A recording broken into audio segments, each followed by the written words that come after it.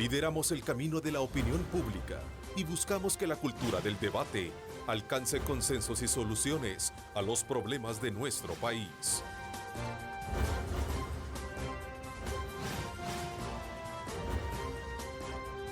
Diálogo con Ernesto López.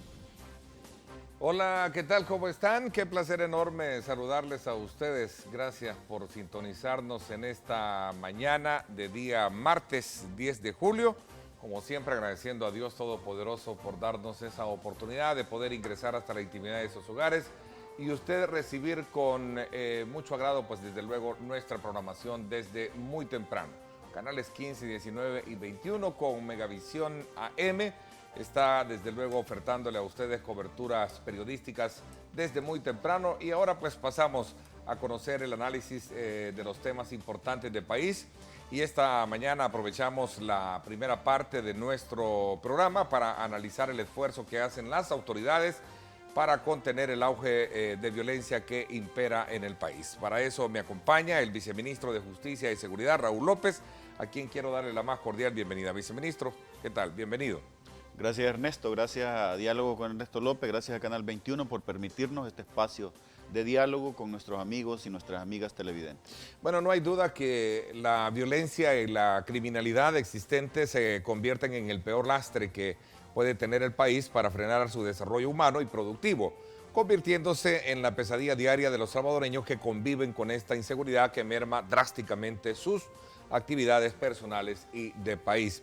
Ante esta realidad, la sociedad civil, desde luego, y a raíz de todos los acontecimientos que han marcado los hechos de violencia en el país, se pregunta qué análisis se están haciendo desde la perspectiva de las autoridades sobre esta nueva realidad. Hemos tenido a lo largo del año pues dos coches bombas que han desde luego preocupado muchísimo a la sociedad. Están de nuevo generándose estos ataques contra familiares de policías y militares, continúa el asedio, el asesinato, la criminalidad. Y entonces la pregunta es, ¿cuánto tiempo más se debe esperar para comenzar? Ahí está, ¿cuánto tiempo más se debe esperar para comenzar a percibir un cambio en la seguridad de los salvadoreños? Hay un plan 10 que me gustaría también compartirlo bajo esa lógica, que cómo engrana o cómo se hilvana el esfuerzo de las autoridades para poder tener resultados importantes. Así es que eso es parte de la temática que vamos a tener en esta primera parte. La segunda parte, vamos a conversar sobre los detalles del proceso de entrevistas de los candidatos a magistrados de la Corte Suprema de Justicia realizada por la Subcomisión Especial de la Asamblea Legislativa. Y vamos a conversar con Jorge Chaficándal y también con la diputada Marcela Villatoro. Así es que desde ya pues les invitamos a ustedes a mantenerse pendiente de nuestra señal, @diálogo21, @Neto López Radio. Son las dos cuentas que están disponibles para que usted interactúe con nosotros. Nos interesa, nos motiva conocer su punto de vista con relación a los temas que vamos a desarrollar.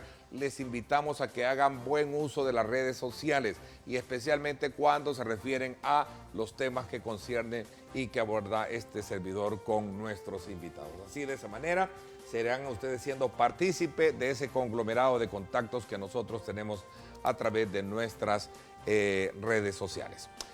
A ver, Raúl, es importante, antes de poder entrar en detalle, conocer cuál es la lectura que ustedes le están dando a estos acontecimientos que han marcado la pauta de preocupación. Un coche bomba en el sector del norte del país el pasado fin de semana. El auge criminal sigue siendo el asedio para la población. En fin, me gustaría quizás a manera de introducirnos en el tema, conocer las impresiones generales que tienes tú como viceministro y qué está haciendo la autoridad al respecto. Bueno, este tema es un tema bastante complejo, muy sensible. En materia de seguridad pública existe alguna información por parte de la Policía Nacional Civil de al menos algunas estructuras criminales que han hecho esfuerzos por adquirir ese tipo de material explosivo. Este caso de Chalatenango tiene una característica, se hace de forma artesanal con un contenedor de gas propano, con un tambo de gas propano, y se hace con claro propósito de cometer un atentado contra los operadores de la ley. En este momento se encuentra, a partir del suceso, en desarrollo un operativo grande de investigación. Hay un equipo de investigadores destinados para ese caso. Esperamos que en los próximos días presentar la novedad de la solución, de la resolución con la captura, la ubicación, localización y captura de los sujetos que hayan cometido este hecho criminal. A ver, un modo de operación muy similar a tácticas de guerra que tuvimos en el pasado. Sí, bueno, antes, hace algunos años, durante la época de la Guerra Civil, se utilizaron este tipo de explosivos artesanales, los tambos de gas.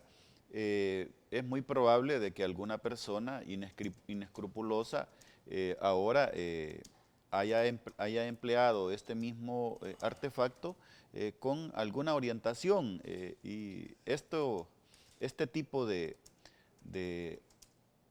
atentados incluso se pueden desarrollar de forma rudimentaria en las viviendas en los lugares de residencia donde habitan este tipo de criminales. Pero la Policía Nacional Civil en verdad está desarrollando un amplio operativo. Estamos 100% seguros de que vamos a dar con el paradero de todos los miembros de esta estructura criminal que han atentado contra los operadores de la ley. Fueron 2 elementos de la corporación policial, un cabo y un agente, que resultaron lesionados en este atentado, que pues gracias a Dios fueron intervenidos. Damos las gracias al Seguro Social, al Instituto Salvadoreño del Seguro Social, a su director, por la inmediata atención que recibieron los pacientes, y fueron intervenidos quirúrgicamente y se encuentran actualmente fuera de peligro, pero aún padeciendo los quebrantos de salud que ocasionaron pues, las esquirlas que recibieron al acercarse a la zona de la explosión. A ver, estas acciones son propias de ese actuar de grupos delincuenciales comunes, o eleva a pensar que hay actores especialistas en estas acciones? Bueno, esto es común en los grupos criminales. Hay una estructura criminal, si la población lo recuerda, si nuestros amigos televidentes lo recuerdan, hubo una estructura criminal que es la que utilizó este tipo de artefactos, la explosión, como un mecanismo de enfrentamiento contra los operadores de la ley. Se trata de la pandilla 18. Esta pandilla fue la que realizó el atentado dejó un vehículo con explosivos frente al Ministerio de Hacienda, y esta misma estructura criminal es la que dejó un vehículo cargado con explosivos también frente al mismo Ministerio de Justicia y Seguridad Pública. Es decir, hace pensar de que estas estructuras de crimen organizado terrorista transnacional pueden ser estas estructuras, u otra estructura como la MS-13, las que puedan estar detrás de la colocación y el cometimiento de estos hechos terroristas de colocación de explosivos, tanto con la modalidad que se utilizó hace algunos años por la pandilla 18, como la modalidad de explosivos mediante la utilización de artefactos artesanales o caseros, como los cilindros de gas. A ver, mira, un análisis quizás sociomilitar, no sé, para muchos conlleva pensar que estos grupos pandilleriles están siendo o están trascendiendo en su modalidad de actuación. ¿Se puede pensar esto? Bueno, eso es algo, quiero ¿subjetivo decir, o objetivo pensarlo? Tienes toda la razón, Ernesto. Hay un fenómeno dentro del bajo mundo, dentro del mundo del crimen organizado, dentro del mundo de la criminalidad, de la delincuencia. Hay un fenómeno que es el fenómeno de la mutación criminal, se llama así exactamente, la mutación criminal. Si nuestros amigos televidentes recuerdan, cuando nacen las pandillas, hace ya algunos años, la pandilla era un grupo de muchachos que se reunían en las esquinas de las calles a consumir hierbas alucinógenas. Así nacieron, a escuchar música, a bromear, a hacer bromas entre ellos mismos. Luego la pandilla entra en un proceso de mutación, y se convierten en un grupo de rivales entre una pandilla y otra. Y el pleito era entre un barrio y otro barrio, entre una pandilla y otra pandilla. Y solamente a eso se dedicaban, al consumo de drogas, a la vagancia, al enfrentamiento entre un grupo de una pandilla de un barrio con el otro barrio. Eso ha ido mutando. Luego ese enfrentamiento se convierte ya en hechos criminales, en homicidios de una pandilla contra la otra, en la privación de libertad de una pandilla contra la otra. Pero eso siguió evolucionando.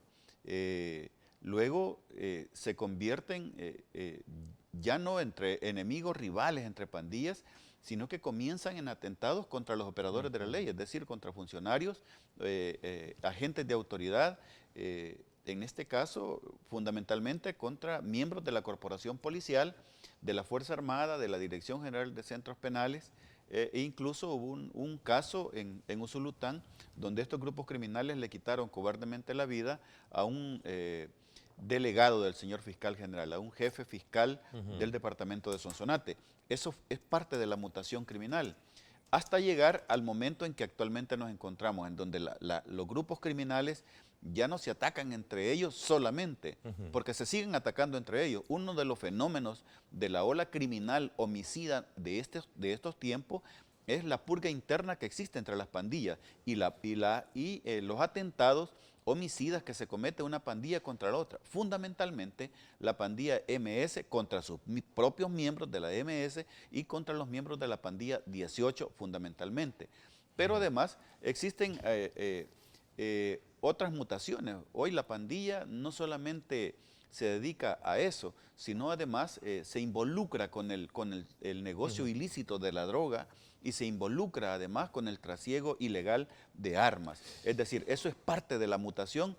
Tu apreciación, tu opinión, Ernesto, no está alejada de la realidad. Esa es la verdad. Es la mutación criminal de estos grupos terroristas. Traje a colación el punto porque ese es el análisis que se hace y de ahí se extraen estas otras piezas que logran en su momento recrear la explicación que debe de tener este fenómeno. Hay sospechas que están siendo entrenados y no quiero de alguna manera caer en la apología al tratar de colocarte algunos videos que hemos visto en los últimos días donde jóvenes están, pandilleros están desde luego recibiendo entrenamiento, por decirlo así. Hay sospechas que detrás de todo esto hay un actor mucho más interesado en traspasar estas fronteras, estos límites. Es muy probable que existan algunas personas inescrupulosas con algún tipo de resentimiento con el país, con los ciudadanos, con sus vecinos, que se dedique a este tipo de tareas. Es muy probable.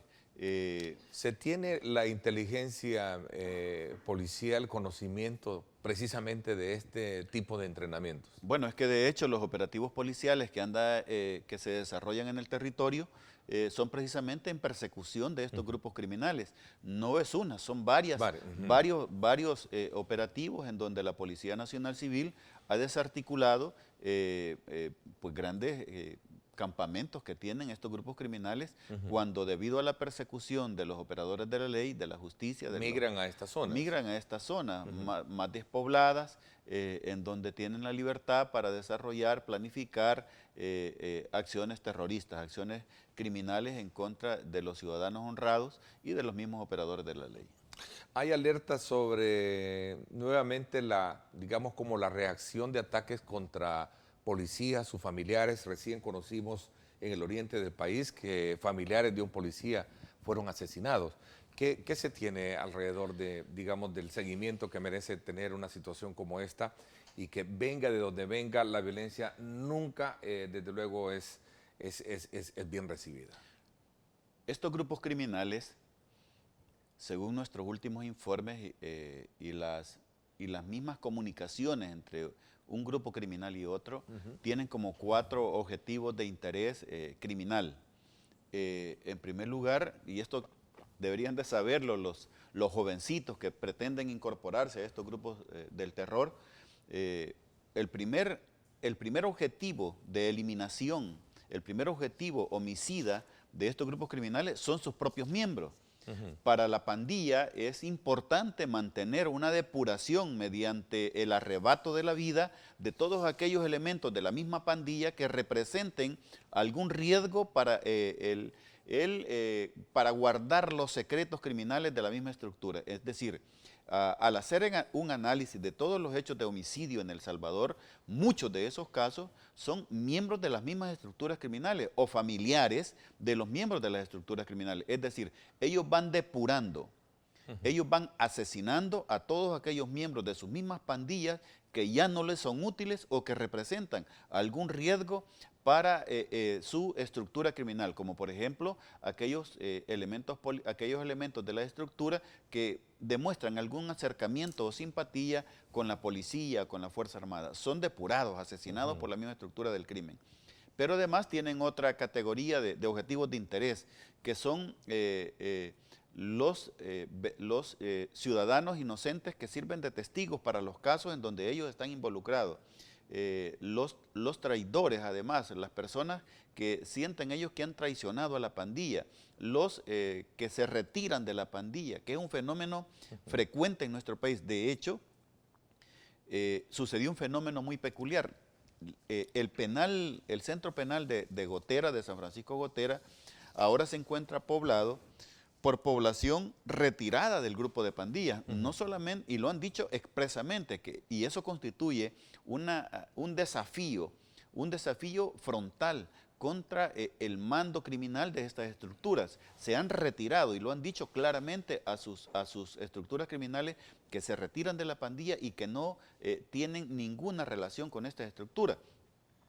Para ellos eso es pena de muerte para estos grupos criminales. Es decir, son varios los objetivos de interés criminal de estos grupos, y dentro de ellos se encuentran obviamente los miembros de la corporación policial y la Fuerza Armada. Fíjate que ayer, a propósito y a la vez interesados en poder entender y comprender más este disparo de homicidios, este disparo de violencia y los hechos que ya hemos abordado, invitamos a mi programa de radio al criminólogo Ricardo Sosa, y él hacía énfasis que las autoridades no han querido de alguna manera atender el consejo sobre cómo el problema de la inseguridad ha rebasado los límites de lo que podría considerarse que es un fenómeno, digamos, normal a tratar, sino que tomarlo como un serio problema de seguridad nacional. Cuando hablamos del tema de seguridad nacional, obviamente nos eleva a pensar que esto ya no se trata de tratar el tema con pistolitas, ¿no? Estamos hablando de reacciones mucho más contundentes, más fuertes, y para eso se necesita, decía, tomar decisiones valientes. ¿Qué piensas al respecto? Mira, opinar sobre un tema tan sensible como la seguridad pública es un tanto delicado, cuando no se conoce efectivamente el fenómeno. Hay algunos que han asegurado de que esto debería de pasar por la declaratoria de un estado de beligerancia con estos grupos criminales. Eso significa reconocerle incluso algunos derechos en la confrontación que se declarare. Lo cierto es que estas estructuras criminales pasan por otro fenómeno, que es el fenómeno de la resiliencia criminal. La Policía Nacional Civil, la Fuerza Armada han asestado duros golpes a estas estructuras criminales, y ahí está registrado en este canal de televisión. Se han presentado detalladamente cada uno de esos golpes que han sido letales para las estructuras criminales. Ahí tienes la Operación Sin Frontera, la Operación Cuscatlán, la Operación Tecana, la Operación Cuscatlán, la Operación Libertad, donde no solo se han perseguido, investigado, capturado a las estructuras criminales, sino que además se les han golpeado gravemente las finanzas ilícitas del crimen organizado. Es decir, la pandilla realmente está menguada, la pandilla realmente está disminuida, pero pasan por ese proceso de la resiliencia. Es decir, esto no es un fenómeno que se tuvo desatendido durante décadas y que se va a resolver en un año, en 2 años. El plan El Salvador Seguro ha dado un efectivo golpe contra estas estructuras del crimen. Las medidas extraordinarias han golpeado de forma efectiva estas estructuras del crimen, pero este fenómeno no se resuelve. Las medidas extraordinarias, Ernesto, tienen apenas ni siquiera 2 años efectivos de vigencia. Sí, los amigos televidentes recuerdan, hace pocos tiempos, pocos meses, hace menos, como un poco más de 2 años, grandes estadísticas de los fenómenos extorsivos, de las extorsiones en nuestro país, salían de los centros penales. Es decir, y eso se ha logrado controlar casi al 100%, como lo dijo el señor fiscal general. No tiene registro la Fiscalía, mediante su centro de escuchas telefónicas, que hayan comunicación de los penales hacia el mundo exterior para ordenar crímenes de esa naturaleza. Además, es evidente la mejoría que se tiene en el territorio nacional. Lo que sucede es que yo creo que se visibiliza más la cosa negativa, pero solo te voy a decir un ejemplo. Nosotros tenemos alrededor, en lo que va del año, Ernesto, 7 meses en lo que va del año, tenemos alrededor de 70 municipios con 0 homicidios. Tenemos alrededor de 70 municipios con 0 homicidios, entre ellos está Cuinahuat, San Antonio del Monte, San Cristóbal, San Gerardo, San Simón, El Rosario, Arambala, Intipucá, San Miguel Tepezonte, Tapalhuaca, Comalapa, San Antonio Pajonal, entre otros. Es decir, son una cantidad importante del territorio nacional que se mantienen en condiciones de seguridad y que han óptima. sido intervenidos. Decía Ricardo, a propósito, ahí está la fotografía de cabina, que anoche hablábamos con él en el programa en directo con Ernesto López Radio, y decía Ricardo que hay que examinar con lupa el tema de las medidas extraordinarias. Entiendo de que esa es parte de la bandera con la cual, como autoridades, ustedes siguen sosteniendo que está dando los resultados esperados, ¿cierto? Tú me lo estás recalcando y reiterando en este momento. ¿Qué tipo de modalidades o de cambios requieren para que de alguna manera logre llenar la expectativa que algunos que cuestionan este tipo de resultados tengan? Me gustaría hacer una pausa, regreso con esto y que nos hables un poquito también sobre otros temas. Por ejemplo, el caso de del asesinato de Jocelyn Abarca, que recién se conoció en las redes sociales que había desaparecido. Ya se hicieron algunos, digamos, pruebas de que su cuerpo fue mutilado y encontrado en el sector del río Acelguate. Eso es solo, digamos, un caso de muchos que hoy en día están ocurriendo. Vuelvo de nuevo a hacerte la pregunta, Raúl, como viceministro de Seguridad. ¿Qué está pasando? ¿Será que de alguna manera se está perdiendo el control o es que se está arremetiendo más digamos, el auge de delincuencia? Voy a hablar de esto cuando regresemos. A usted gracias por sintonizarnos. Recuerde @diálogo21, @Neto López Radio. Son las 2 cuentas en Twitter que están disponibles para que usted participe, nos escriba y formule sus comentarios y preguntas.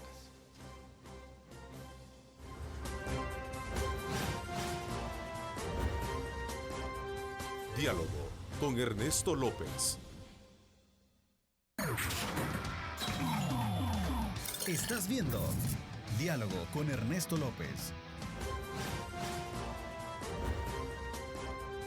Diálogo con Ernesto López. Bueno, voy a aprovechar, recordarles a ustedes que pueden consolidar sus deudas en Coop 1. Solicita ya su crédito de consumo para empleados públicos desde el 11% de interés anual. Será un gusto ayudarle a solventar sus necesidades. Coop 1 es ayuda mutua. Continuamos conversando con nuestro invitado en esta primera parte, el viceministro de Justicia y Seguridad, Raúl López, con quien estamos examinando el tema del auge delincuencial que en los últimos días, pues desde luego sigue siendo motivo de mucha preocupación por los hechos que le acontecen. Hablaba sobre el caso de Jocelyn Abarca, que desapareció recientemente y todo apunta de que su cuerpo ha sido encontrado en el río Acelguate. Este solamente es un eslabón de esa cadena lamentable de acciones delincuenciales y de homicidios que estamos teniendo hoy en día, Raúl. Efectivamente, este caso fue conocido recientemente pues una persona que le fue arrebatada la vida por parte de criminales y sobre este caso la Policía Nacional Civil, el señor subdirector de investigaciones, personalmente por órdenes del señor ministro, el señor director de la Policía Nacional Civil, se encuentra supervisando todas las tareas de investigación sobre este caso. Hay un buen avance sobre la situación de este feminicidio y esperamos que próximamente dar también con el paradero de estos sujetos. Es lamentable y condenable que más mujeres en nuestro país sigan siendo víctimas, sigan siendo blanco de estas estructuras del crimen organizado. Hemos iniciado nosotros una campaña muy intensa contra el feminicidio a nivel nacional, esto por orden del señor presidente de la República y a propuesta de la Secretaría de Inclusión Social e ISDEMU. Esta campaña se desarrolla en todo el territorio nacional y están involucradas todas las instituciones del Estado. Esto ha iniciado recientemente. Nuestro compromiso es prevenir y erradicar este flagelo del feminicidio a nivel nacional. Y en este caso de Jocelyn, la Policía Nacional Civil se encuentra comprometida a resolver el caso con la localización y captura de los criminales que atentaron contra la vida de esta ciudadana salvadoreña. Mira, bueno, si coloco los temas, mujer con señal de asfixia fue hallada dentro de su casa en Santa Ana, en fin, hay tantos acontecimientos o hechos de personas que están siendo asesinadas. Allí vuelvo de nuevo con el elemento que dejaba en el anterior bloque, que tiene que ver precisamente con el revisar las medidas extraordinarias. ¿Están de acuerdo ustedes en este planteamiento? No, es que no estamos de acuerdo. Lo estamos haciendo. No es que estemos de acuerdo, lo estamos haciendo. Nosotros somos un gabinete de seguridad completamente comprometidos con el cumplimiento de la Constitución, de la ley, pero fundamentalmente también de los derechos humanos.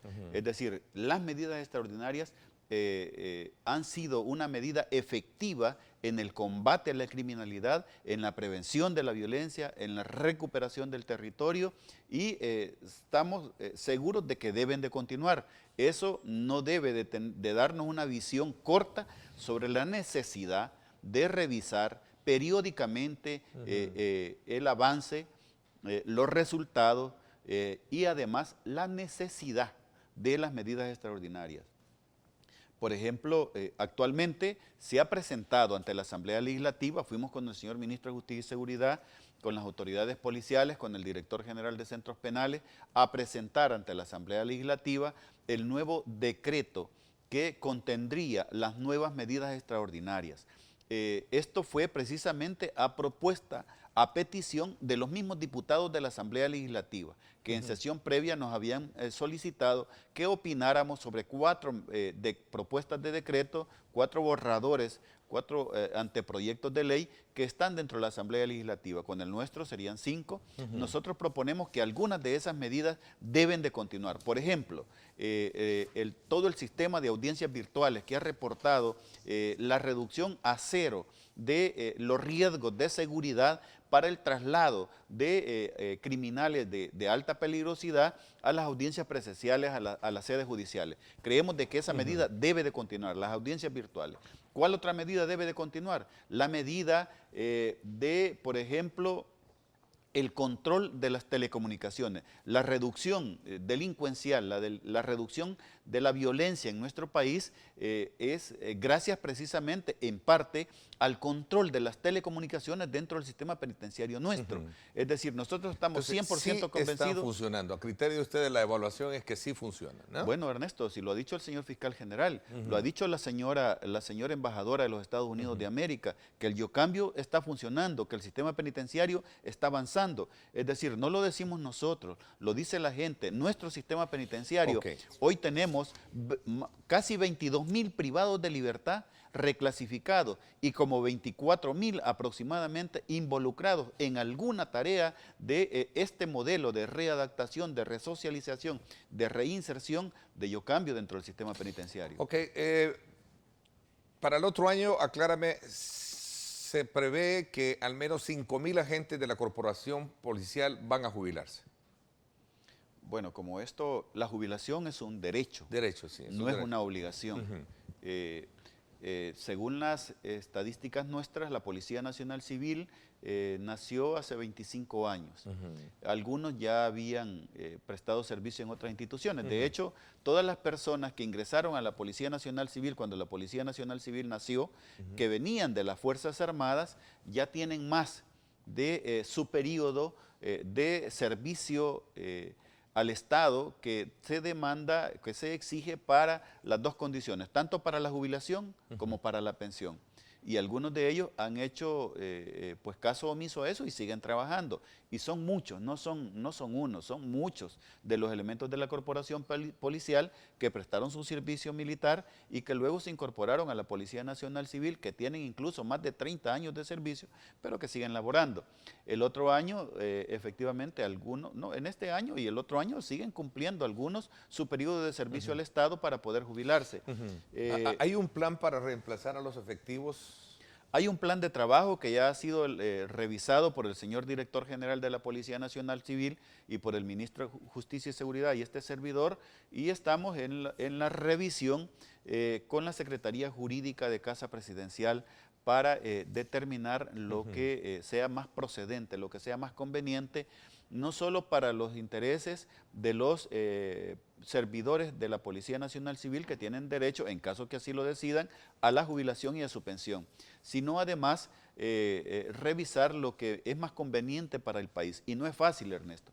Reemplazar un comisionado, un jefe policial que tiene 25, 30 años de experiencia como servidor público, 25 años en la Policía Nacional Civil, un cuarto de siglo de experiencia en seguridad pública como policía, no es fácil de reemplazar. Es decir, hay que hacer todas las preparaciones logísticas, académicas para la sustitución de todos estos mandos policiales.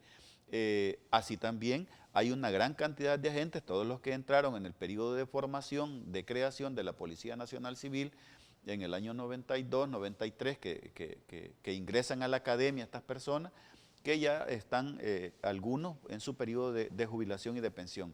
Nosotros estamos trabajando en eso para garantizar un traslado de los mandos y de estructuras como del nivel básico sin que signifique ningún menoscabo para la seguridad pública de nuestro país.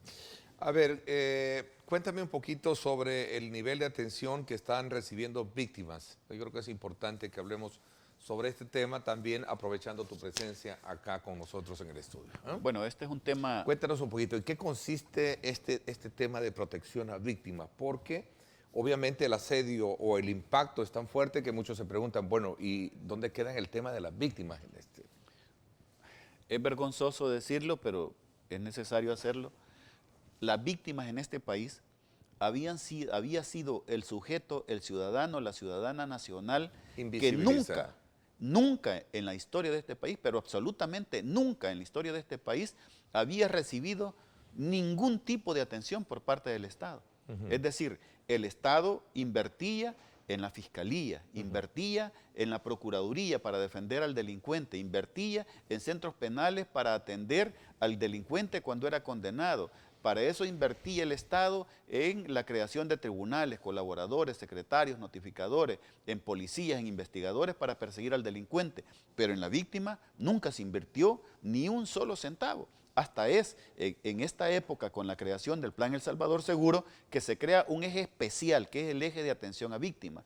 Esto se ha creado un sistema y un subsistema de atención a víctimas.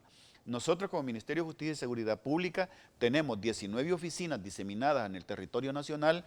Estas están distribuidas en Aguachapán, Chalchuapa, Santana, Jiquilisco, Zacatecoluca, Soyapango, San Miguel, entre otras. Este trabajo de las oficinas de atención a víctimas es atender todas aquellas personas que han sido víctimas de algún hecho de violencia. Nos interesan fundamentalmente los grupos vulnerables, las mujeres, los niños, las niñas, los adolescentes, toda la comunidad LGBTI y cualquier otro grupo vulnerable que sea víctima de hechos de violencia, incluida la violencia de las estructuras criminales. Estas oficinas locales de atención a víctimas desarrollan algunos ejes principales, como por ejemplo la atención psicológica. En nuestro país, solamente en la ciudad capital es donde hay clínicas de asistencia psicológica. En el territorio no tiene la oportunidad una persona, un ciudadano, de asistir al psicólogo. Nosotros hemos llevado ese servicio y lo hemos acercado al ciudadano, por eso lo hemos llevado al territorio. Y este año vamos a crear 5 oficinas más. Además, tiene el servicio de acompañamiento jurídico de las víctimas de la violencia. Además tiene el componente de la asistencia social más urgente, es decir, si una víctima de la violencia ha salido de su residencia y no ha consumido alimentos durante un tiempo determinado, en las oficinas locales de atención a víctimas hay un kit de alimentos esperando a esta víctima. Además tenemos el servicio de unos kits de higiene personal para las víctimas de violencia de naturaleza sexual. Tenemos un kit alimenticio y otro kit de asistencia para niños especialmente, para niños y niñas en estas oficinas locales de atención a víctimas. Pero algo muy importante, Ernesto, que hoy, gracias a este sistema y subsistema de atención a víctimas, tenemos la rectoría del monitoreo y coordinación de atención interinstitucional. Hoy, la víctima de una violencia, por ejemplo, una víctima de violencia sexual, tiene prioridad en todo el sistema de atención a nivel nacional, en el hospital, en la policía, en la procuraduría, en los tribunales, tiene atención priorizada en todas estas instituciones, y eso es gracias a la creación de este sistema de atención a víctimas. En lo que va de nuestras funciones hemos atendido más de 8.000 consultas, 8.000 tratamientos psicológicos a las víctimas de la violencia e igual número de acompañamientos jurídicos. Hemos creado más de 400 iniciativas de microemprendedurismo empresarial para las víctimas de la violencia intrafamiliar. Esto es muy importante, Ernesto. ¿Por qué razón? Porque el círculo vicioso de la violencia intrafamiliar es un nexo que amarra, que ata a la víctima de la violencia con su verdugo, porque el verdugo simplemente es el que lleva la manutención, el pan de cada día a la casa. Cuando usted empodera, cuando se empodera a la víctima de la violencia, a la mujer que padece violencia intrafamiliar y se le crea una pequeña empresa para que lleve su propio sustento, se rompe ese vínculo de dependencia económica con el verdugo y logramos la independencia, la humanización de las víctimas. Voy a aprovechar el tiempo porque ya se nos está acabando y para preguntarte, alguien hace la consulta que qué piensa el viceministro de Seguridad con relación a la denuncia que hace la embajadora de los Estados Unidos sobre la posible presencia militar de China en nuestro país bajo el criterio de establecer acuerdos de cooperación con el país a través de tener presencia de inversiones en el oriente del país y particularmente en el puerto de la Unión. Bueno, ese es un tema que en primer lugar tiene que pasar por la Cancillería de la República. Nosotros no tenemos informe de que se haya pedido, porque para eso se pide el pase, se pide la autorización del Estado de El Salvador para el ingreso de tropas extranjeras de cualquier país. Cualquier país que vaya a cruzar por el suelo salvadoreño o por los aires salvadoreños, sobre el cielo salvadoreño, tiene que pedir la autorización del Estado de El Salvador. Y en el Ministerio de Justicia y Seguridad, la Cancillería siempre nos pide la opinión sobre qué opinamos, valga la redundancia, del acercamiento o la llegada de tropas extranjeras. Y eso no ha sucedido en el Ministerio de Justicia. Al menos este servidor no tiene conocimiento de la posible llegada de tropas de ese país al territorio salvadoreño. Por lo tanto, no podemos afirmar que eso sea una noticia cierta.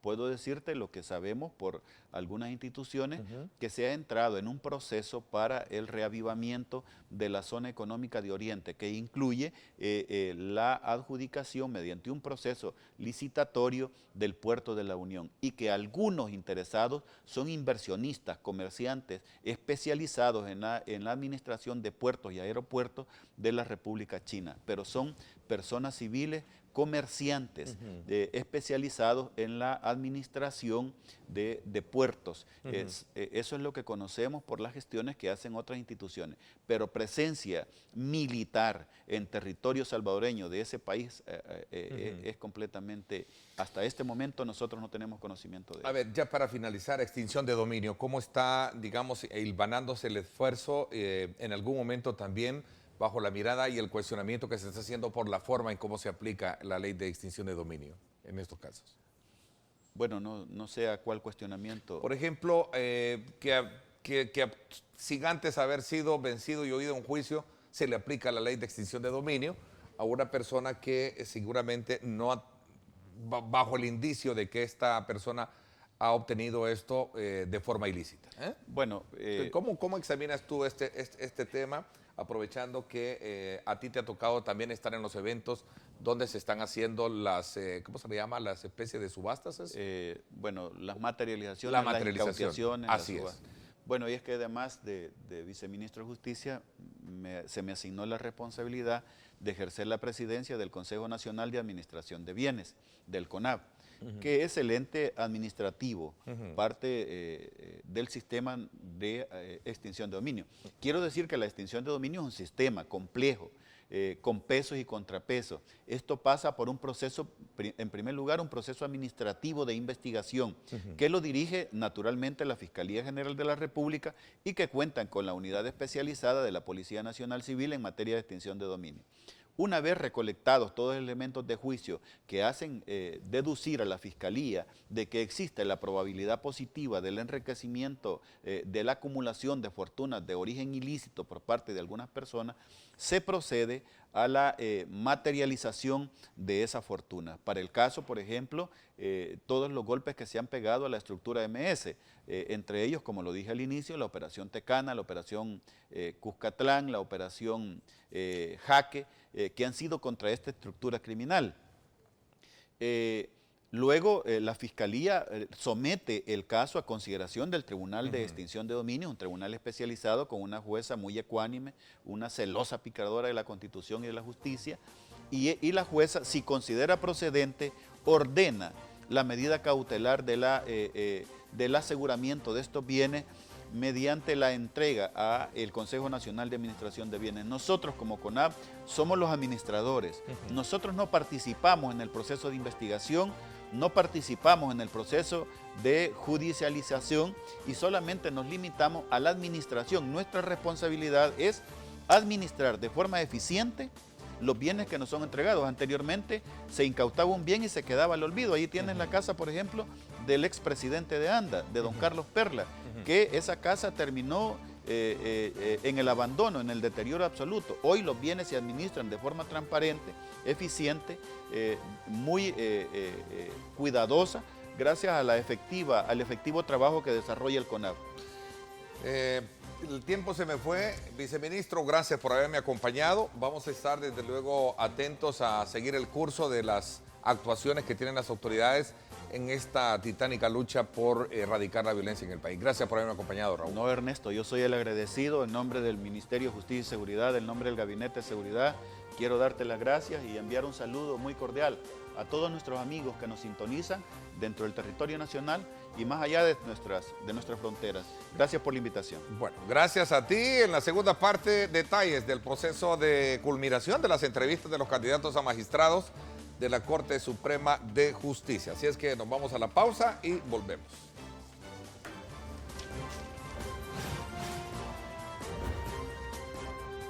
Diálogo con Ernesto López.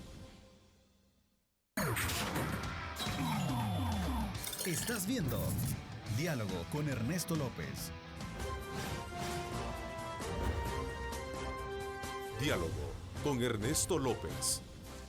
Bueno, gracias nuevamente por estar con nosotros. Como lo dijimos al inicio del programa, conoceremos detalles del proceso de culminación y que ahora desde luego va sobre la base de poder establecer ya los últimos parámetros para ser sometido a consideración de la Asamblea Legislativa. El listado por el cual ya pasaron las entrevistas los candidatos a magistrados de la Corte Suprema de Justicia. Esta mañana acá en el estudio me acompaña Jorge Chafik Andal, subcoordinador del grupo parlamentario del FMLN. Gracias por acompañarnos. Bueno, gracias Ernesto. Buenos días y a ti y buenos días por supuesto a todos los televidentes y aquí estamos a la disposición. Gracias. También me acompaña la diputada del Partido Arena, Marcela Villatoro. Gracias por acompañarnos, Marcela. Muchísimas gracias y un saludo a todas las familias que nos están viendo a través de este canal. Bueno, una vez concluidos los procesos de entrevista, no han dejado de, digamos, de surgir por ahí algunos cuestionamientos y críticas sobre las consideraciones o las ponderaciones mismas que van a elevar a hacer las, digamos, las calificaciones respectivas de quienes están o quienes han sido de alguna manera entrevistados. ¿Qué piensan ustedes al respecto? Bueno, la verdad es que hemos visto bastante preocupación de la sociedad civil. Sin embargo, la Asamblea Legislativa tuvo a bien la creación de la subcomisión, que todos sabemos que es quienes se han encargado de estar entrevistando a todas las personas que van ahorita como candidatos. Inclusive se les dio la oportunidad a la sociedad civil para que pudieran asistir, se abrió el proceso lo más que se ha podido y han podido hacer todas las preguntas que han querido a través de la subcomisión. Se está tratando de hacer lo más transparente posible. Inclusive yo le estaba diciendo a Chafik, nosotros tenemos una metodología de trabajo que muchas veces se ha estado preguntando que a través de qué metodología hemos estado trabajando. Desarrollando y nosotros tenemos este protocolo, que aquí lo pueden ver ustedes. Este protocolo lo trabajó la Gerencia de Operaciones Legislativas, lo entregó el presidente de la Asamblea Legislativa, el doctor Norman Quijano, se entregó a todas las fracciones políticas y a través de este protocolo es como se está trabajando, se trabajó todo el proceso de entrevistas de la subcomisión. El día de ahora, por ejemplo, en la tarde, a las 2 de la tarde, si tengo más entendido, se va a presentar el informe con todas las entrevistas para ya poder hacer el estudio de todas las fracciones. A ver, Chafik, ¿por qué no? ¿Por qué hay cierto sabor a insatisfacción todavía de estos sectores que de alguna manera participaron como espectadores en este proceso que la subcomisión de alguna manera permitió, avaló de estar presentes durante el proceso de entrevistas? Bueno, mira, es que muchos de los que llegaron de observadores y de distintas organizaciones, lo que en realidad querían es que uno hiciera las preguntas que ellos creen que deben hacerse. 1. 2, que se elija según ellos dicen que deben elegirse. Y 3, que se elijan a los que ellos quieren que se elijan. ¿De acuerdo? Ese es el problema que está en el centro. Mira, como parte de este proceso, las primeras reuniones que empezaron ya a alumbrar qué es lo que íbamos a tener, fueron con 3 organismos. Fue con el consorcio contra la corrupción. Sí, para la transparencia y la corrupción. Ok. Porque ellos eran uno de los grandes críticos que en ese momento había de que el proceso que se iba a iniciar iba a ser entre claros y oscuros, iba a ser una situación casi así como componendas de palacio, ¿de acuerdo? Donde todo se discute allá y nada sale a la luz. Entonces se les llamó para que dieran sus observaciones y ahí empezaron los miembros de este consorcio, empezaron precisamente a descalificar acciones, por ejemplo, de la FEDAES. Y cuando uno empieza, seguimos escarbando, es que ahí resultaron electos unos candidatos que a ellos no les satisfacía, pero fue producto de una elección del gremio de abogados que hay que respetar. Puede que a mí no me guste quien salga electo, pues sí, pero lo eligieron los abogados. Okay. En todo y uno caso, tiene que respetar. la subcomisión o ustedes reciben lo que ya otros avalaron. Correcto. Y lo que van a hacer es, la lógica me hace pensar es avalar o escudriñar aún más lo que ya viene avalado. Y que tiene un primer filtro. El símil muy repetitivo, pero sí es. Sí, pero que tiene un primer filtro, ¿de acuerdo? Que es poco conocido, que el Consejo Nacional de la Judicatura, por ley, va elaborando una lista, digamos así, se le ha puesto de los elegibles. que son la gente que llena los perfiles para distintos cargos dentro del sistema judicial y que cumplen con los requisitos que establece la Constitución o el puesto, ¿de acuerdo? En ese caso, estos 30 salieron de una lista de más de 190 que hay, que a nivel nacional, dice la CNJ, estos son los que cumplen todos los requisitos que se exigen. Y sobre esto se puede sacar 30. El gremio de abogados lo mismo. Hizo, Sí. a ver, Shafik, ya antes de conocer la opinión de Marcela, tú haces referencia de que estos grupos que están cuestionando el proceso quieren que se elija lo que ellos quieren, quieren que ustedes elijan a quienes ellos quieren que se elija. Correcto.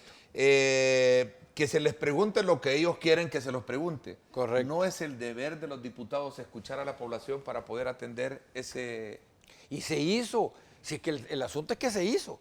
Mira, cada uno de los que llegó a sentarse ahí, bueno, cada una y cada uno, porque llegaron mujeres también, que llegaron a sentarse, se les hicieron en total 13 preguntas.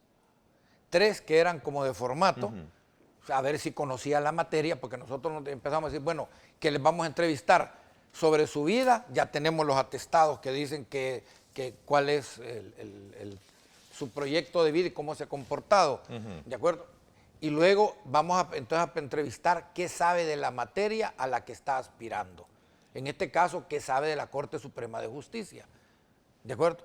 La otra era qué de su currículum cree que lo prepara para ser miembro o ser magistrado de la Corte Suprema de Justicia. Y segundo, tercero, ¿cuál es su motivación para estar aquí? Esos eran como las 3 de inicio. Luego había una pregunta por cada uno de los diputados que estábamos ahí, miembros de la subcomisión, 7 preguntas, y luego se le daba 3 preguntas al público, ¿de acuerdo? Con derecho a repreguntar. Bueno, mira, muchos de nosotros hicimos preguntas compuestas que llevaban 2 o 3 preguntas. En total le salían 15, 20 preguntas, más de una hora. A veces, con unos nos tardamos menos de una hora y con otros más de una hora de entrevista. Ok, Marcela, en ese mismo sentido, si la población allí presente eran organizaciones interesadas en que el escruto se hiciera de la mejor manera, de alguna forma también habría que pensar si el deber de los diputados es permitir que la población sea bien representada a través de su trabajo, ¿no? ¿Qué piensas? Sí, bueno, inclusive estaban sindicatos representados. Llegó el sindicato de la Corte Suprema de Justicia, estaba ahí. Ellos planteaban también sus preguntas. ¿Qué me quieres decir con eso, Omar? Que cualquier el proceso pudo haber sido no perfecto, pero que sí pudo. Claro, y todo proceso es perfectible. Se trató de hacer lo posible de que todas las personas involucradas estuvieran representadas. Cualquier ciudadano que quería ir podía presentarse y hacer las respectivas preguntas, las preguntas respectivas. Pero sí hay algo bien importante y hay que dejarlo en claro. El tema de la FEDAES y el tema del CNJ. La FEDAES presentó 15 personas y el CNJ 15 personas. Las 15 de la FEDAES fueron electos por medio de los abogados. Ahí tenemos que ser claros y hablarlo en realidad. Hubieron personas que se colaron que tenían preferencias partidarias y que están dentro del listado de estos 30. Entonces nosotros tenemos que velar porque las personas que lleguen no tengan sesgos partidarios. Y hablando de sesgos partidarios, esto no quiere decir que yo pertenezca a un partido político o esté afiliada, porque ese es uno de los requisitos que se pide. El requisito de no afiliación que se pide. ¿Que no haya afiliación? Sí, se les pide una constancia de no afiliación por parte del tribunal. Sin embargo, existen varios tipos de afiliaciones. Yo puedo estar afiliado, pero también puedo ser una persona que tengo cierta preferencia por un partido político que ha apoyado a un candidato presidencial. Ahí hay una discusión todavía en ese debate, ¿no? Que es ser militante, que es estar inscrito en un partido, que es ser simpatizante. Pues esos son derechos políticos que le asista a cualquier ciudadano, ¿no? Claro, pero en el tema de una sala de lo constitucional, tiene que ser una persona, por supuesto que todos podemos tener un poco de preferencia distinta, pero eso no quiere decir que yo sea una persona que he apoyado una candidatura presidencial, porque eso me mete en problemas en un momento de una decisión a donde yo tengo que velar por un gobierno o no. Entonces, todos esos tipos de situaciones es por las que nosotros como partidos políticos estamos teniendo sumo cuidado de elegir a las personas correctas. Y nosotros como Arena, como se lo digo, tenemos nuestro protocolo, pero también tenemos nuestro propio baremo donde vamos puntuando qué persona nosotros vamos viendo por qué sí o por qué no, o si tiene un tipo de vínculo que puede pues postergarse en una decisión que mete en problemas a la nación después. A ver, para Arena entonces lo que se ha hecho hasta el momento es lo correcto. Hemos hecho lo más transparente posible. De hecho, nosotros vamos a presentar una iniciativa a donde todo el procedimiento que se hizo ahorita ya esté establecido legalmente dentro del reglamento interno para que no estén pasando este tipo de situaciones que se han dado de los grupos que han llegado que dicen, bueno, queremos unas reglas claras. Ahora con esta presentación ya vamos a tener reglas claras y no vamos a estar entre sabemos o no sabemos, sino que al contrario, ya todos conocemos cómo se puede participar y de esta forma ser totalmente transparentes con la población. ¿Qué piensa Chafik del reclamo de reglas claras? Bueno, mira, está bien las reglas claras. Todo proceso humano tiene que tener reglas, si no, no funciona. Pero hay que estar claro también que todo proceso, precisamente por ser humano, está lleno de errores que hay que ir perfeccionando cada vez. Por ejemplo, el error de pretender sacar a alguien hecho en hilo vasco, sin pensamiento político. Todos en este mundo tenemos pensamientos políticos. El hecho de ir a votar es una expresión política. Entonces, por ese hecho de ir a votar los que fueron a votar por Sánchez Serén, 1.200.000, no me acuerdo cuánto, entonces esos están impedidos de cualquier puesto público porque tienen pensamiento político, porque apoyaron a ese presidente. O sea, estar exigiendo eso, es como que yo le diga a Belarmino Jaime que no tiene pensamiento político. Belarmino Jaime tiene decisión política, ¿verdad? No me va a decir nunca por quién votó, pero yo sé por quién votó, ¿de acuerdo? Entonces, eso le impide ser lo que es ahora. Entonces, también hay que tener un poco de mesura en esto, ¿de acuerdo? Es demasiado exigir que sean... Apolítico, no existe bueno, eso no existe. Por eso es parte del debate. Voy a hacer una pausa. A ver... ¿Se cumple el término del 15 de julio para elegirlos en la Asamblea Legislativa? Voy a dejarlo planteado en la mesa. Okay. Por un lado. Y por otro lado también me gustaría un poco, como examinar el grado de experiencia y conocimiento en materia de derecho constitucional, porque de los 5, 4 van para la sala. Sí. Corrígeme. Se van a designar para la sala. Se van a designar para la sala. ¿Qué tan especializados en el conocimiento y en la rama? No quiero asumir el rol de abogado porque no lo soy. Pero extrayendo un poco del debate, hay quienes sostienen que de los que están ahí, pocos tienen conocimiento sobre el derecho constitucional. ¿Qué piensan ustedes como miembros de esa comisión y también cercanos a examinar el proceso de entrevista? Voy a una pausa. Gracias por estar con nosotros.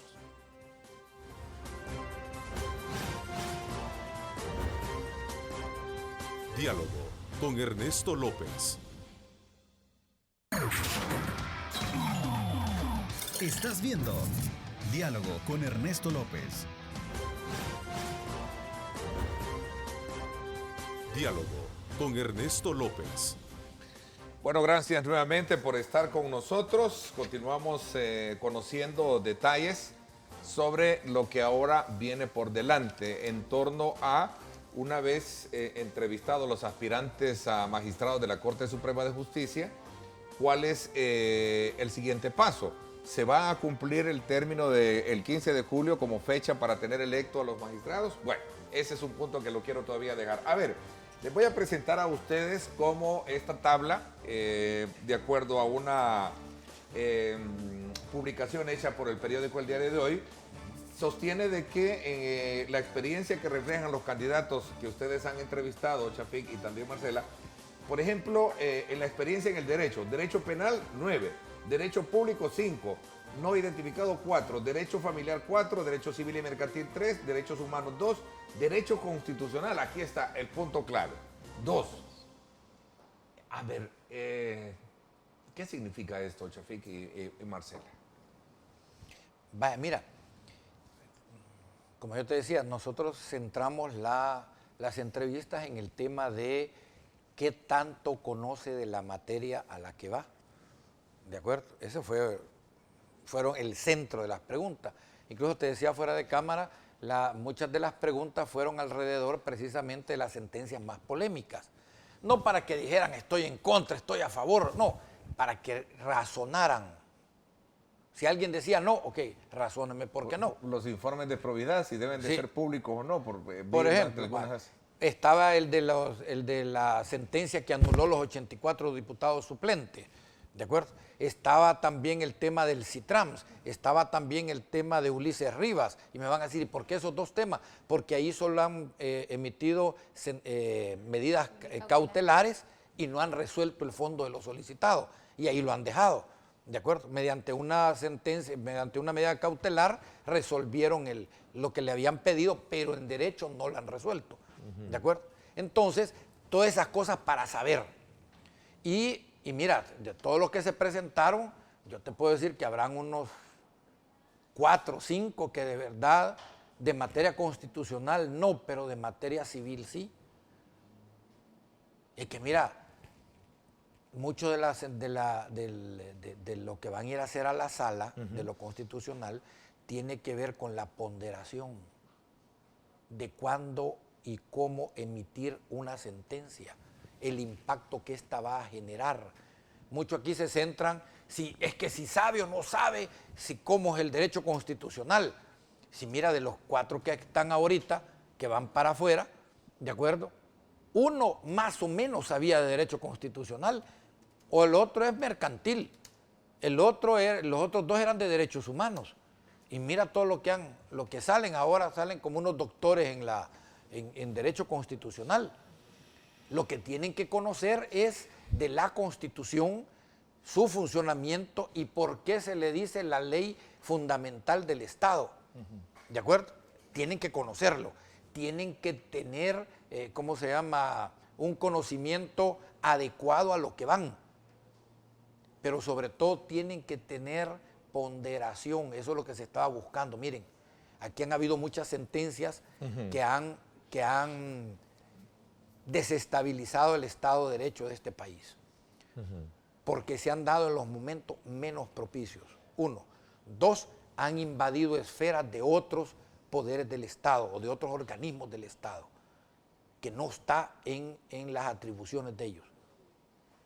Entonces lo que se está buscando es que haya una sala que respete el Estado de Derecho, no que legisle según a mí me gusta, sino que respete el Estado de Derecho. Ese punto es bien debatible. A ver, Marcela, ¿qué piensas al respecto? Te dejo la palabra un poco. La verdad es que recordemos de que es un órgano colegiado y obviamente van a haber un montón de personas con diferentes conocimientos técnicos de diversas materias, porque no solo llegan a su conocimiento temas constitucionales, sino que también llegan civiles, temas mercantiles que tienen que solventar como sala de lo constitucional. Sin embargo, hay 2 personas que yo he visto que son magníficas y son las que estamos viendo ahí que tienen conocimiento constitucional, que son gente que sí se ha desempeñado en la sala, que ha trabajado el tema constitucional y que ha estudiado derecho constitucional, y que es bien importante que todas las fracciones políticas los tengamos en mente y que no los vayamos a vetar por vetarlas, sino que al contrario, sepamos que son necesarias para el buen desarrollo de ¿Qué es lo que se busca de acuerdo a la lógica? Tú eres abogado, ¿verdad? Sí. ¿Qué es lo que se busca bajo esa lógica y bajo el planteamiento que hacía Chafik, que es el punto con el cual se ha venido debatiendo el ejercicio que ha hecho la actual sala que va culminando su periodo? Bueno, yo creo que todo lo que buscamos es que se respete nuestra Constitución y más que todo el Estado de Derecho, que no vaya a pasar lo que ha pasado en otros países de Latinoamérica, a donde personas, digámoslo, inescrupulosas, se han tomado el órgano judicial para poder hacer decisiones que beneficien a un gobierno o a un sistema de gobierno y vulnerar los derechos de las demás personas o de los ciudadanos. Entonces nosotros eso queremos más que todo, gente que defienda todos los principios y todos los derechos constitucionales de los ciudadanos, que no lo transgredan. Yo entiendo que ha pasado una situación que a no muchos les ha gustado con esta sala de lo constitucional, y es que han tenido decisiones sumamente polémicas. Algunos algunas veces creen que se han extralimitado de sus decisiones, otros creen que no. Eso será debatible en el tiempo y lo vamos a conocer solo con el tiempo. Yo creo que sí, en cierto modo han hecho un buen papel. Obviamente hay decisiones que a algunos nos han gustado y a otros no, pero como Estado de Derecho lo que nos corresponde es respetar las decisiones. Entonces, por eso es que debemos de buscar a las personas más idóneas, personas que no sobrepasen las decisiones que tienen en sus manos, sino que al contrario, defiendan los derechos de los ciudadanos. Y es algo bien importante, y eso creo que es una de las resoluciones con las que yo discrepo con el tema de la sala, y fue con el caso de los 900 millones, por ejemplo. Es una valoración muy personal y te la doy como abogada. Esas personas, por ejemplo, los diputados suplentes en ese momento, para mí, se eligieron en base a la normativa vigente que estaba. Y en un año tenían. Sí. Un año Y tenían que estar. Se fueron. Entonces, y de una sola firma exacto, desaparece. pero para mí no debía de haber sido así, porque entonces, ¿a dónde está el derecho en ese momento? Si era la normativa vigente, ¿por qué hacer el derecho retroactivo? Es una valoración, como te Muy digo, personal. cada quien muy personal, y es una de Y las tienes el decisiones valor que- de mencionarlo, te felicito, la verdad. ¿Eh? No, no, porque es una cosa, pero cada quien interpreta la norma Claro. como por eso es un órgano colegiado, porque entre Por todos supuesto, somos porque al esos. final se respeta aunque no se comparta, ¿no? Es una forma elegante de cómo uno decir, no estoy de acuerdo, pero, ¿verdad? Lo respeto, ¿cierto? Así es, y es parte de eso. Nosotros tenemos que respetar al final las decisiones. A ver, cuéntenme un poco, ¿es el 15 de julio fecha límite para... ¿Vamos a tener elección? Esperamos que sí, estamos haciendo todo. Decía Chafik ayer en el programa de nuestros buenos amigos de Pencho y Aida, te oí que decir de que, bueno, como no está Norman Quijano, el doctor, el presidente, ¿cómo vamos a elegir? No. ¿No? Algo así te escuché decir. No, yo me Él refería está al de que- vacaciones, entiendo, ¿no? No, tiene permiso. pidió permiso Oh, pidió por permiso, asuntos ¿eh? personales. Sí, sí. ¿Verdad? Vaya, mira. No, la pregunta fue que me dijeron, ¿y por qué empezaron tan tarde? Yo le dije, es porque no empezamos el 1 de mayo, empezamos 15 días después. Sí. ¿Verdad? ¿Por qué? Me dijeron, bueno, eso habría que preguntarle al presidente de la Asamblea por qué empezamos 15 días después, no por qué no empezamos el 1 de mayo. ¿De acuerdo? Eso nos trajo atrasos. Ah, vaya, entonces sí, ya se entendió por qué la situación había llegado hasta donde estamos. ¿De acuerdo? Los tiempos son así. Mira, en cuanto a elegir en tiempo, todas las condiciones están dadas para que elijamos en tiempo. ¿De acuerdo? Sábado o pero- domingo es la fecha El límite. domingo. Domingo es límite. ¿Será que pueden trabajar la... Mira, hoy entregamos el informe. De aquí hasta digamos hasta el domingo, Sí, hoy es pongámoslo martes. así. Miércoles, jueves, viernes, 3 va- días semanales. ¿eh? Sí, Bien. van a haber reuniones continuas. Pero es que también, mira, a medida fue avanzando las entrevistas, también los partidos fuimos conociendo quiénes estábamos entrevistando. Ya lo hemos debatido esto nosotros, yo Claro. se los he dicho también. Mira, nosotros ya fuimos entendiendo, no entendiendo, sino que comparando nuestra lista de preferidos, porque todos teníamos listas de preferidos antes de empezar las entrevistas, y los preferidos, bueno, este sí es bueno, este salió bien, este no salió tan bien, ¿de acuerdo? Para ir ya preparándonos para la siguiente etapa que viene. Entonces, esto va a facilitar que esta etapa que formalmente se va a iniciar hoy, ¿de acuerdo? Ya entre todos los partidos, va a transitar sin mayores sobresaltos, porque el proceso de entrevistas ha permitido eso, ¿de acuerdo? Ha permitido, como quien dice, ir afinando el lápiz. Ahora, mira, aquí hay también una cosa que hay que tomar en cuenta. La discusión que va a haber en la Comisión Política es para presentarle al Pleno Sí. una propuesta. Ok, la subcomisión presenta a la comisión política y la comisión política lo somete al pleno. Sí, ¿Ve? pero ahí está Se supone que ya todo va a ir cocinado. se ¿eh? supone. Pero imagínate en el Pleno de repente hay una fracción que no está de acuerdo por X, B razón, ¿verdad? Que no le gustó, que no le... Cada cabeza es un mundo. Hay quienes ¿ok? piensan que ya lo tienen acordado todo. ¿Es cierto esto? No, no es sí, cierto. todavía está, Sí. Nosotros como ¿No? Morena incluso No. estamos viendo todavía. No es cierto. No es cierto. Cada partido Es tiene especulación ya... política. Mira, cada partido tiene ya ha hecho sus cuentas, este es mejor, aquella es mejor, cada quien tiene ya ¿cómo se llama? Sus preferencias, ninguno va a ir a desayunarse a la mesa, ¿de acuerdo? ¿Hay un compromiso o hasta dónde llega el compromiso de ustedes para que estos tiempos se cumplan? Mira, perdón. No, nosotros que no, cómo no.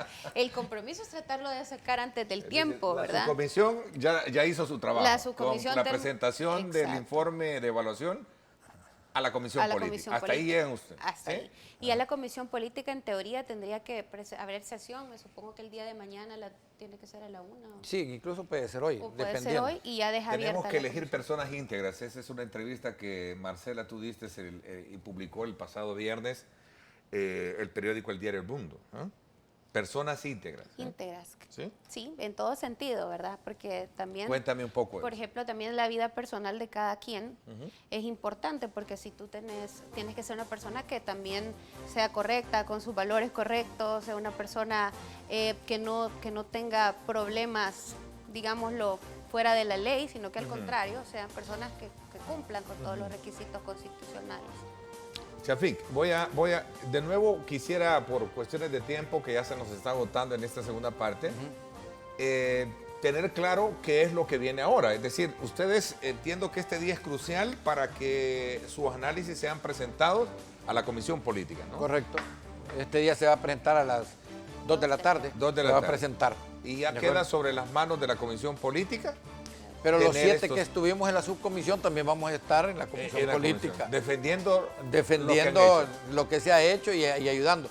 Mira, lo que se va a hacer ahí es comparar listados que cada quien ya tiene, que ha salido de ahí, dentro de los 30, ¿no? Va a de salir evaluación de las evaluación. entrevistas. Ok, vamos Porque a hablar de eso cuando todos volvamos. tuvimos nuestras evaluaciones. Sí, es ok, mentira muy que de no lo acuerdo. hicimos. Estoy entendiendo mejor. Era el propósito de tenerlos a ustedes, se les agradezco, para comprender mejor esa otra fase. Es decir, ustedes presentan las evaluaciones, la subcomisión va a estar en la comisión política, que es la encargada de someter al pleno en lo que va Correcto.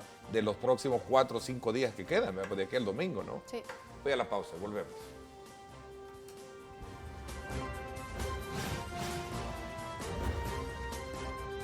Diálogo con Ernesto López.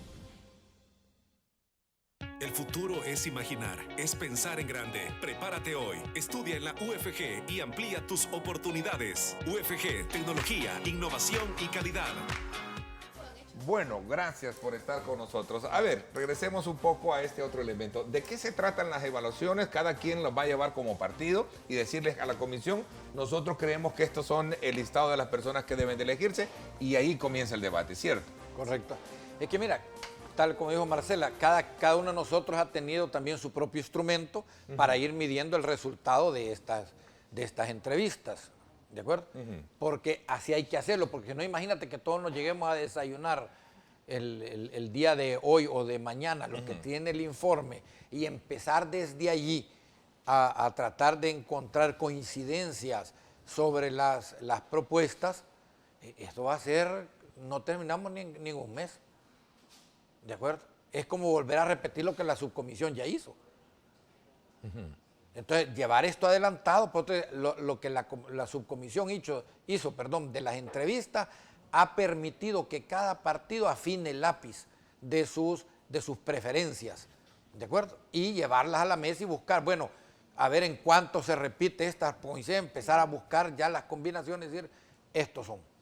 ¿De acuerdo? ¿Por qué? Porque llenan todos los requisitos de la Constitución, porque llenan todo lo que se les ha pedido, porque no se les ha podido comprobar. Ah, se me olvidaba mencionar, la subcomisión, aparte de recibir los atestados que ya venían respaldando a cada quien, pedimos otras investigaciones.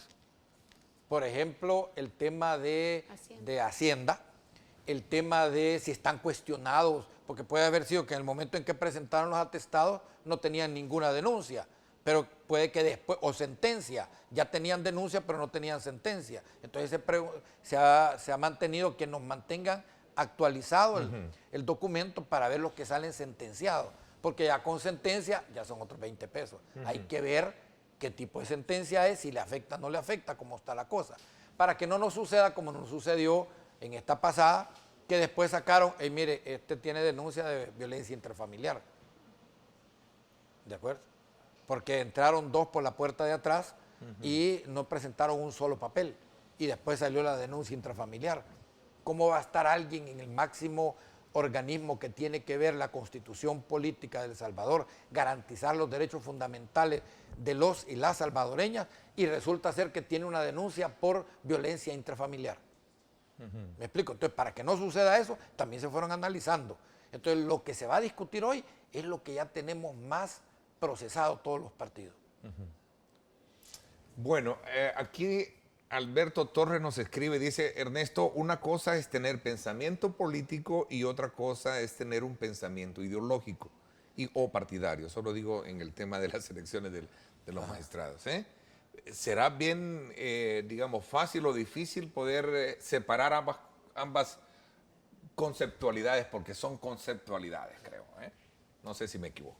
Bueno, yo creo que bien se nota cuando una persona tiene una preferencia determinada por un partido político, eso es bien claro. Eso se puede notar con solo platicar con alguien cuando es una persona que realmente es una persona que puede gustar por sus principios o algo, y otra es que realmente defienda a un partido político. Eso es bien claro y se nota. Y hay algunos que sí se les ha notado también en las entrevistas. ¿Sí? Pero como dice él, no los podemos mandar a hacer ahí lo vasco, pero al final de cuentas sí son gente, hay muchísimas personas bien interesantes dentro de ese listado de los 30 y podemos sacar a los mejores candidatos. Yo creo que si nos sentamos todos y nos ponemos la mano en la conciencia y dejamos por atrás las ideologías, sino al contrario, buscar lo mejor por el país, vamos a tener a los mejores. Marcela, ¿son válidas las críticas de estos sectores al proceso como lo han desarrollado ustedes en la comisión? Todo el mundo o no tienen peso argumentativo. Todo el mundo tiene todo el derecho de definir lo que crea que es lo mejor para el país, pero con ellos se les dio la oportunidad y la apertura de asistir. Como le digo, ellos pudieron hacer preguntas, ellos pudieron, llegaron, presenciaron sindicatos, inclusive ellos presentaron unas reformas al reglamento interno, y parte de esas reformas que presentó, por ejemplo, el Consorcio para la Transparencia, se tomaron en cuenta en este protocolo que nosotros... Como Arena plantearon o manejaron, ¿no? Manejamos, sí. Que no fue para toda la mesa, sino que solo fueron de ustedes. De nosotros como Arena, sí, pero parte de esos también fue de lo que presentó el gerente de operaciones legislativas, que fue la metodología de trabajo que se ocupó dentro de la subcomisión. Hay varias cosas, por ejemplo, el que la sociedad civil estuviera involucrada y que pudiera presenciar el proceso.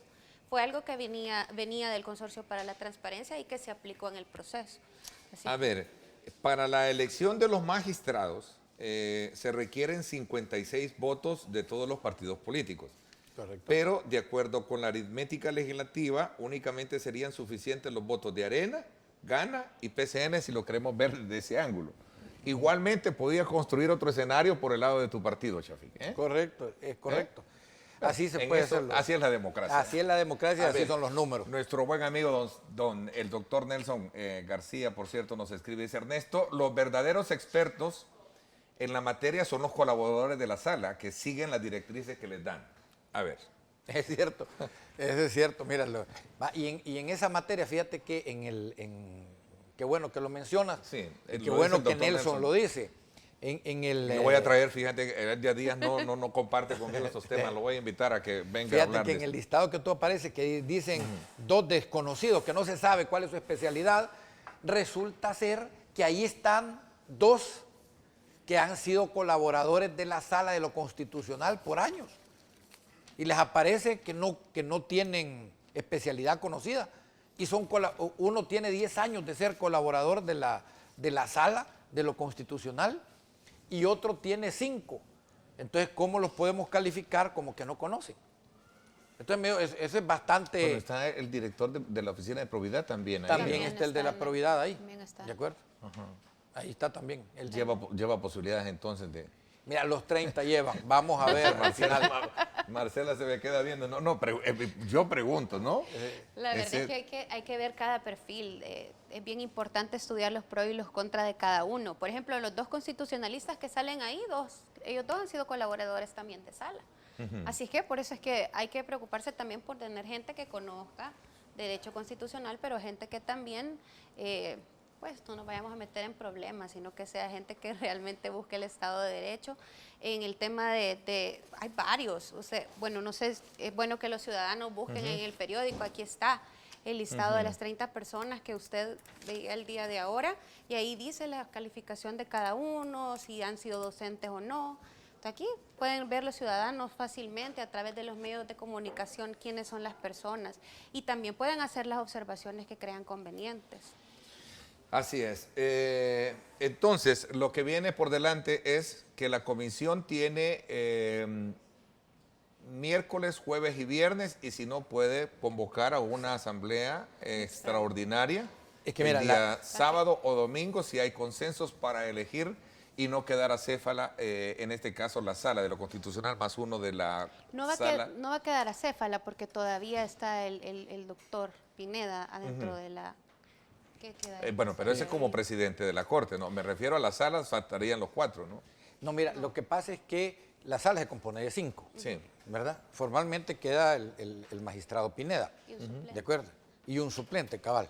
Ok, él cesa en sus funciones de presidente justo el 15, como presidente, no como magistrado, ¿de acuerdo? Pero la sala en sí no queda descabezada, ni la Corte Suprema de Justicia, porque se puede nombrar po tempore a él o a otro magistrado para que resuelva la parte administrativa. O sea, no es cierto que, y no es cierto que yo voy a llegar corriendo a decirle a la sala, mira, resuélvanme esto, porque si no, mis derechos fundamentales se pierden mañana. ¿De acuerdo? Esas son cosas que quieren jugar con el poco conocimiento que se tiene de la materia en el pueblo en general, para meterle miedos. Ve, yo, reunidos afuera, les decía, es como andar mostrando el petate del muerto, pero resulta que ni muerto hay. ¿De acuerdo? Entonces, para asustar y obligarte a que hagas algo. La embajadora de los Estados Unidos, Jean Mace, sostuvo que es importante que se haga una buena elección. Claro, y en eso estamos trabajando todos. Bueno, vamos a darle seguimiento. Marcela, gracias por haberme acompañado Gracias por la en el programa. invitación y a sus órdenes. Vamos a estar más atentos a seguir en curso los temas que vienen.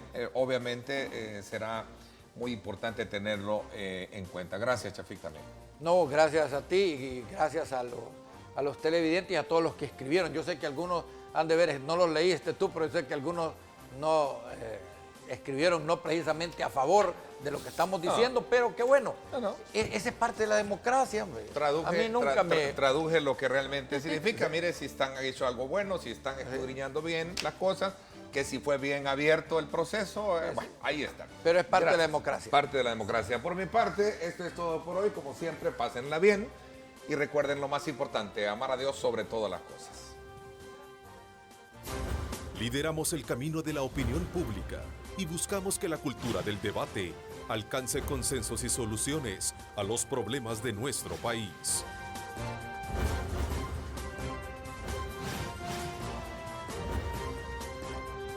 Diálogo con Ernesto López.